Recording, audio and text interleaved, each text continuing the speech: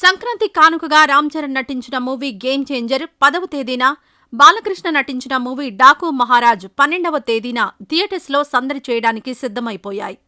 ఈ నేపథ్యంలో చిత్ర నిర్మాతలు టికెట్ రేట్ల హైక్, బెనిఫిట్ షోలకు అనుమతివ్వాలంటూ ఏపీ, తెలంగాణ ప్రభుత్వాలను కోరగా ఏపీ ప్రభుత్వం 14 రోజుల పాటు టికెట్ ధరలు పెంచుకోవచ్చని ఇప్పటికే ఆదేశాలు జారీ చేసింది. కానీ తెలంగాణ ప్రభుత్వం నుంచి ఇంకా స్పందన రాలేదు. Mega power star Ram Charan నటించిన గేమ్ చేంజర్ సినిమాకు కూడా బెనిఫిట్ షో టికెట్ ధరను 600 రూపాయలుగా నిర్ణయించడంతో పాటు రెగ్యులర్ షోల కోసం మల్టీప్లెక్స్లకు 135, సింగిల్ స్క్రీన్లకు 110 అదనంగా పెంచుకోవడానికి అనుమతిచ్చింది.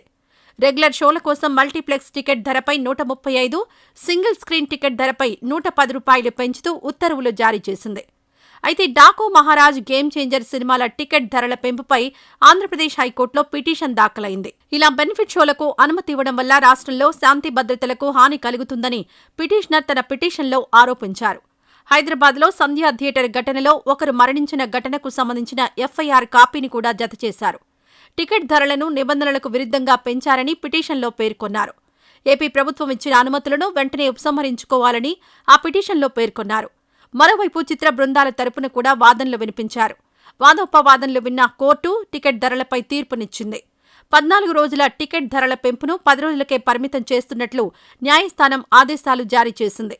దీంతో 2 సినిమాల మేకర్స్కి భారీ షాక్ తగిలినట్లయింది.